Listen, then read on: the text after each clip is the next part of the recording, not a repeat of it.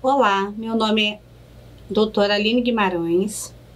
Eu sou graduada pela Universidade de Vassouras, possuo residência em cirurgia geral pelo Hospital Universidade de Vassouras, residência em cirurgia plástica pelo Hospital Central do Exército, sou mestre em Ciências Aplicadas à Saúde e membro do Colégio Brasileiro de Cirurgiões e da Sociedade Brasileira de Cirurgia Plástica. Hoje nós vamos falar sobre lesões por pressão, manejo e cuidados preventivos. Eu não tenho nenhum conflito de interesses nessa aula. O nosso objetivo é que no final dessa apresentação vocês sejam capazes de avaliar o paciente, classificar as lesões por pressão, medidas preventivas e saber quais são as melhores formas de manejo para essas lesões. Nós sabemos que as lesões por pressão é um problema bem comum e que traz grande morbidade e custo para a nossa sociedade. São lesões de difícil tratamento, normalmente causadas devido à pressão crônica sobre as superfícies ósseas. Então, as medidas preventivas são a melhor forma para que nós evitemos essa lesão e para que evitemos a sua recorrência. Elas são causadas devido a pressão, atrito, cisalhamento, umidade, nutrição, ou seja, deficiência da nutrição do paciente e infecção muitas das vezes encontradas nesses pacientes. Daí a necessidade de cuidados multidisciplinares para esse paciente. Nós bem sabemos que aqueles pacientes com maiores riscos para desenvolver essas lesões por pressão são aqueles pacientes idosos, acamados, pacientes imobilizados, quer sejam por fratura de quadril ou lesão raquimedular, onde na fase aguda a gente encontra principalmente a lesão sacral.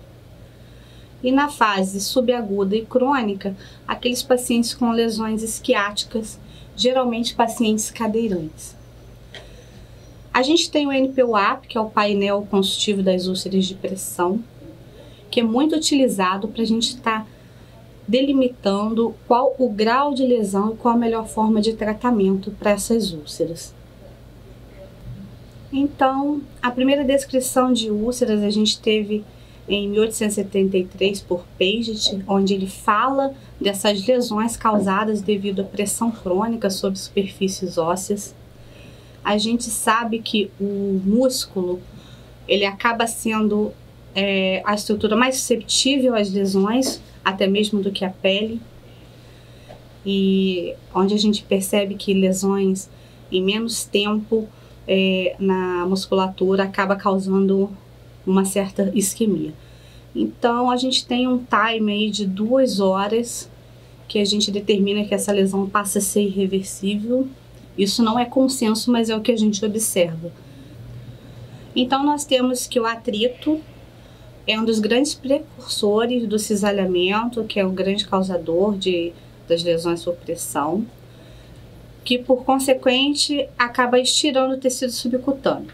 O excesso de umidade, assim como o ressecamento excessivo, a desnutrição e as lesões neurológicas, onde o paciente apresenta imobilidade, incontinência, espasticidade, com hiperreflexia, clônus e aumento do tônus muscular, isso tudo vai culminar com uma maior propensão de desenvolvimento dessas lesões.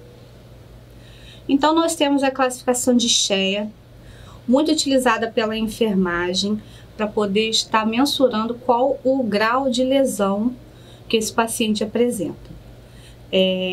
Nós utilizamos muito o NPUAP, que acaba sendo um Shea modificado, ele tem muito do Shea dentro e acaba sendo um pouco mais prático para nós. Onde no estágio 1, a gente nota que essa lesão ela é uma lesão mais superficial, uma pele muitas das vezes íntegra ainda, intacta, porém apresentando uma vermelhidão que vai ser uma vermelhidão irreversível. Estágio 2, a gente já tem uma ferida com uma perda de espessura parcial da derme, com presença de bolhas. Estágio 3, a gente percebe uma lesão um pouco mais profunda que acaba atingindo o tecido subcutâneo, porém ainda sem exposição de estruturas nobres, né? A gente ainda não expõe osso, tendão nem músculo. Estágio 4, a gente já tem uma perda tecidual mais importante, uma perda tecidual de espessura total, com uma exposição óssea, tendínea e de musculatura também. É importante a gente perceber que quando você pega uma lesão e ela tá com a base coberta, né? A gente tem um esfacelo ou até mesmo uma lesão mais escurecida, né? Uma mascara, a gente não consegue classificar. Então a gente precisa estar limpando essa lesão para poder estar classificando. A lesão coberta a gente não classifica. Então a gente classificou a lesão. E uma coisa extremamente importante é a avaliação do paciente.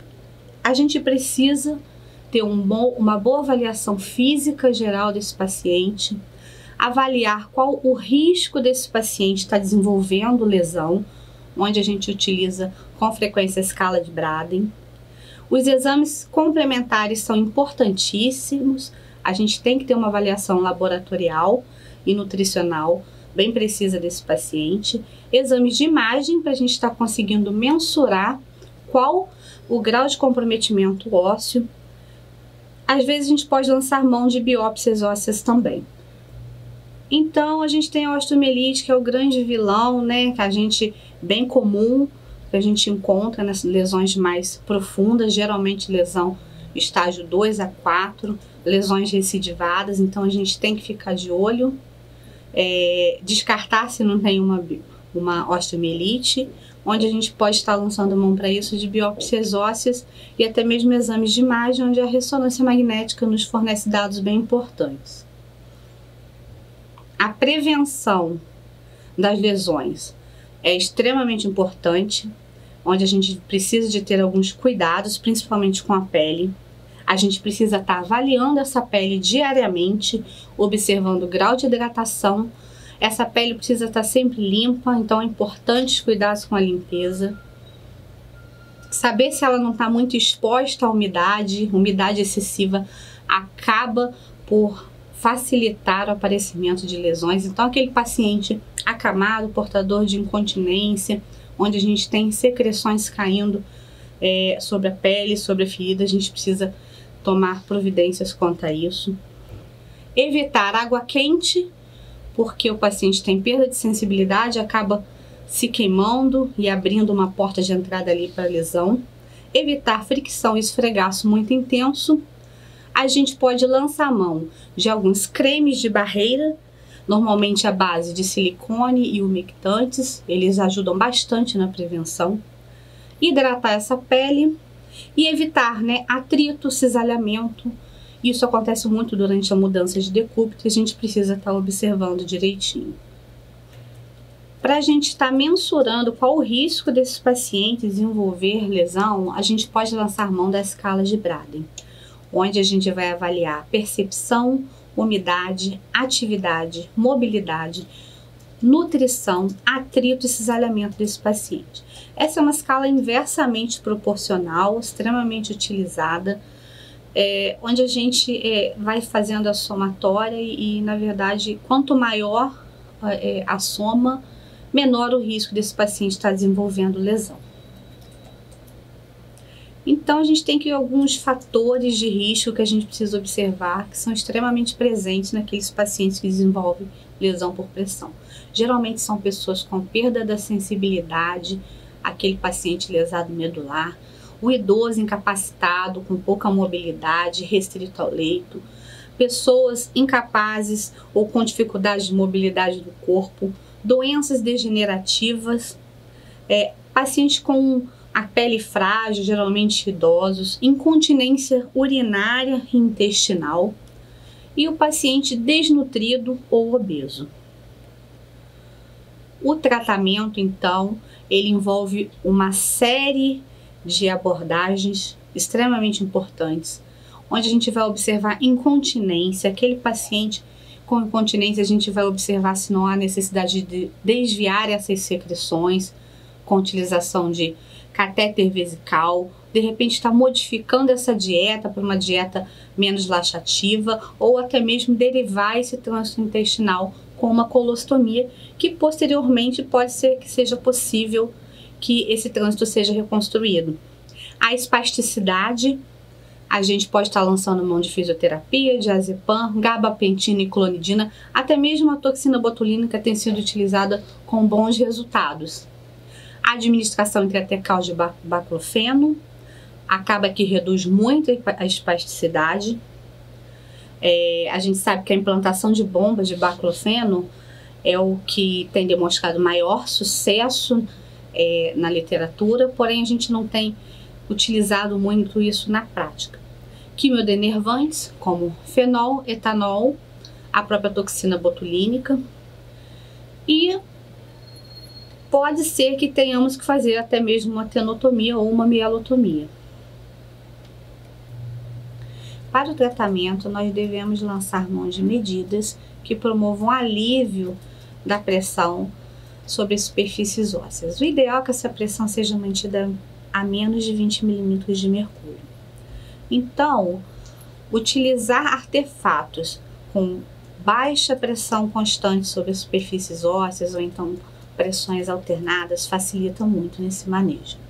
O intervalo ideal para o reposicionamento do paciente do leito não está claro, mas nós temos que aqueles pacientes que são mobilizados de 2 em 2 horas, eles acabam tendo uma prevenção maior dessas lesões, onde nós podemos lançar mão também de almofadas, colchões ou qualquer outras estruturas para poder dar mais conforto para esse paciente.